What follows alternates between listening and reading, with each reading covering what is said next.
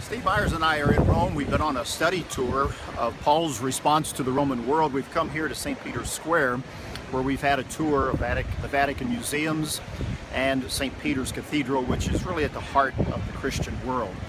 As you look at St. Peter's and the massive volume within this church and all that represents, one of the largest churches in all of Christendom, you are struck by so much.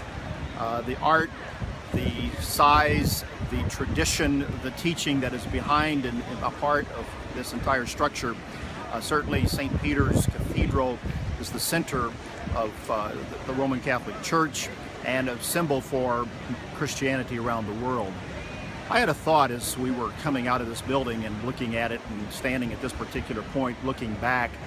It reminded me of another building in Jerusalem at another time, and a man who stood in the shadows of that particular temple, that building, the temple, and he was talking to a group of Jews and he was teaching them about God, and he pointed to that building, the second temple, and he said, "Gentlemen, God does not dwell in temples made with hands."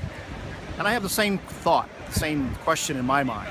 Does God dwell in a building such as this? Does God dwell in any building, consecrated or otherwise?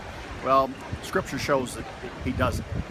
God is beyond any building in terms of His power, His greatness, and His glory. No matter how big this building might be, no matter what it represents to so many.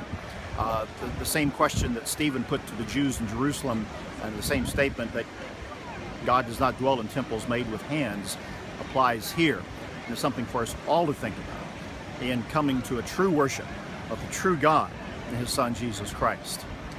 That's one of my thoughts on this particular tour. We'll have some more. That's BT Daily. Join us next time.